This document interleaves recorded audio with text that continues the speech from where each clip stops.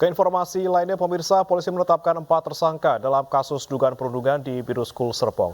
Sementara 8 lainnya ditetapkan sebagai anak berkonflik dengan hukum atau ABH.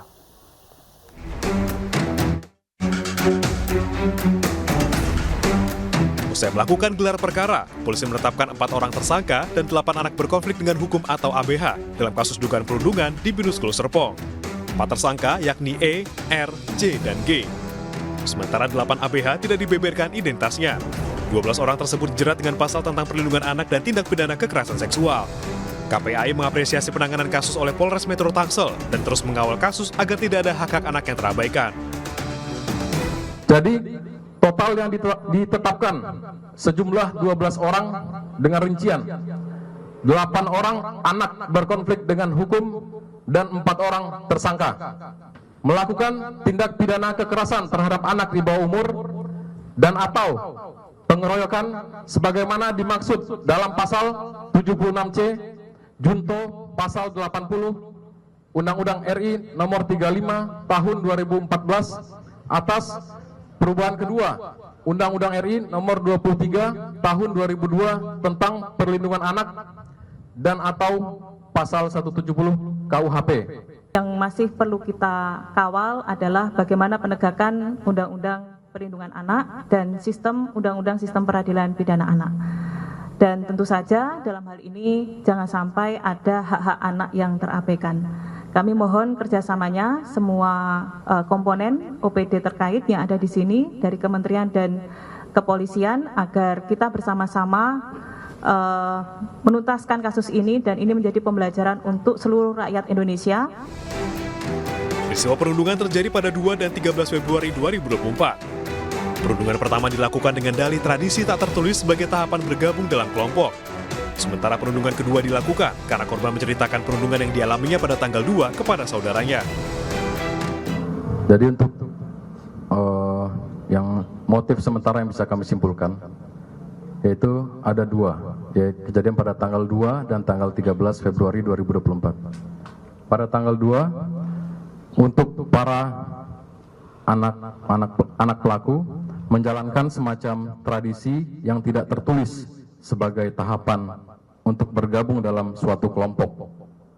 Kemudian pada tanggal 13 Februari 2024, para pelaku melakukan kekerasan diduga karena mendapatkan informasi bahwa korban diduga menceritakan kegiatan tradisi yang terjadi pada tanggal 2. Dalam kasus ini, polisi telah memeriksa 17 saksi dan 2 saksi ahli, termasuk pihak sekolah dan orang tua salah satu dari 12 anak berstatus tersangka maupun ABH, Vincent Rompis.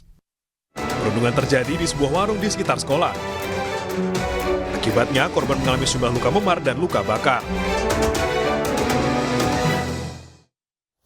Dan kita akan bahas lengkapnya bersama dengan Komisioner KPAI Aris Adi Loksono. Selamat malam, Pak Aris. Ya. Selamat malam, Mas. Ya, Pak Aris, ini kan sudah ada 4 tersangka, kemudian anak yang berkonflik dengan hukum ada 8, dan kemudian KPAI katanya menyarankan untuk upaya penyelesaian perkara secara diversi. Ini pertimbangan utamanya apa, Pak? Apakah terkait dengan hak pendidikan dari ke-8 anak yang ABH, Pak? Saya kira ini mengacu kepada sistem Undang-Undang Sistem Peradilan Pidana Anak, yang tentu dalam penyelesaian kasus anak pendekatannya adalah restoratif justice, yang kemudian pada setiap tahapan tentu ada tahapan-tahapan diversi. Selain memang menjadi bagian tahapan yang di dalam Undang-Undang SPPA, juga kami memperhatikan dari hasil laporan Peksos ya, pekerja sosial, dan juga dari laporan PK Bapas.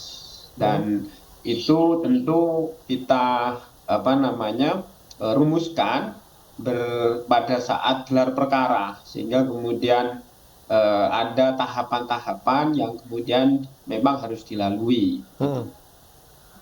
Oke, Pak, kalau untuk terkait dengan hak pendidikan ini kan juga menjadi salah satu fokus dari KPAI sekarang. Sejauh ini apakah KPAI sudah berkomunikasi dengan pihak sekolah dan mendapatkan kejelasan status dari 12 orang termasuk tersangka dan juga 8 ABH ini, Pak? ya terutama yang berstatus anak ya, Hmm? karena mereka juga sudah anak ABH ini sudah kelas akhir, di minggu-minggu ini sedang menjalani ujian sekolah sebenarnya. Hmm? Kira-kira 1 minggu yang lalu kami bersama dengan Kemen PPA, kemudian bersama dengan Irjen Kemendikbud bertemu dengan pihak Yayasan Binus, dan saat itu Yayasan Binus menyanggupi agar kemudian tetap terpenuhi hak pendidikan eh, apa namanya anak-anak yang berstatus ABH ini begitu. Hmm? Kami memberikan masukan agar kemudian anak-anak diberi hak pendidikannya meskipun dengan teknis khusus, misalkan dengan Hmm? PJJ ya, atau kemudian ujian secara online. Oke. Karena memang hal itu diatur di dalam Undang-Undang Perlindungan Anak ya. Status anak apapun, baik korban, kemudian apalagi korban begitu, kemudian ABH, anak berkonflik dengan hukum, anak saksi, tentu berhak mendapatkan perlindungan, salah satunya adalah pemenuhan hak pendidikannya. Ya. Baik, Pak, saya pastikan lagi, Pak. Ini 8 ABH ini berarti belum dikeluarkan dari sekolah hingga sekarang, Pak. Berarti statusnya masih sebagai siswa di sana. eh, Awalnya itu sempat ada permintaan dari BINUS untuk kemudian anak mengundurkan diri. Hmm? Hal itu memang ya kita tahu bahwa kadang ada satuan pendidikan yang kemudian tidak memahami penanganan anak-anak yang kemudian berkonflik dengan hukum atau berhadapan dengan hukum. Hmm? Kemudian kami ingatkan bahwa ada Permendikbud yang kemudian mengatur anak dalam kondisi berhadapan dengan hukum tetap harus kemudian dipenuhi haknya, Hmm? tidak boleh dikeluarkan ya, kalaupun dalam situasi yang sangat berat maka ya dipindahkan. Oke. Nah, terkait anak ini karena situasinya sudah ujian akhir, sudah kelas akhir, ya tinggal minggu-minggu terakhir ini, maka kami minta atensi dengan Hmm? Irjen agar kemudian di Dapodiknya itu mendapatkan atensi untuk ditahan, untuk kemudian tidak dipindahkan. Seperti itu. Oke. Dan saat ini sudah ada koordinator orang tua dari anak-anak ABH yang kemudian diberi koordinatornya ini yang akan mengawal Hmm? dengan Irjen bagaimana pelaksanaan teknis dari kesepakatan kami dengan Yayasan Binus. Baik, sedang dikawal ya Pak ya untuk ke-8 ABH ini mendapatkan hak pendidikannya. Kemudian untuk 4 tersangka Pak, ini kan 3 tersangka masih berstatus sebagai siswa juga Pak. Apakah 3 tersangka ini juga mendapatkan perlakuan yang sama? Tentunya iya, karena tadi ya timbangannya Hmm? bukan soal anak juga, tapi memang yang tersangka ini karena umurnya memang lebih ya, dan tidak jauh dari umur 18 tahun gitu. Dan saya kira itu nanti juga pasti akan dibahas lebih detail dengan tadi koordinator orang tua, Hmm? kemudian dengan pihak Irjen dan juga dengan Binus terkait teknisnya. Oke, baik. Pak Aris, terkait dengan kondisi korban saat ini Pak, apakah sudah ada update misalnya terkait dengan traumanya, kemudian juga bagaimana sekarang proses pendidikan yang ada di sana terkait dengan korbannya sendiri Pak?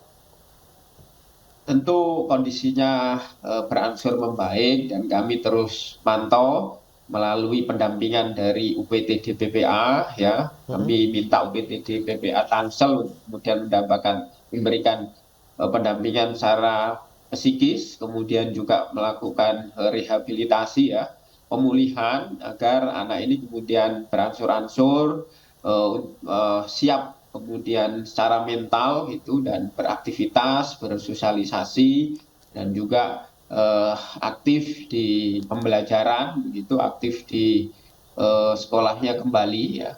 Selain itu juga kami saat rakor bersama dengan OPD, kami juga menyarankan kemudian mendapatkan perlindungan dari LPSK ya, karena korban dan keluarga korban tentu mengalami gangguan-gangguan yang Hmm? saya kira juga kita sudah tahu beritanya, LPSK menyanggupi untuk memberikan perlindungan itu.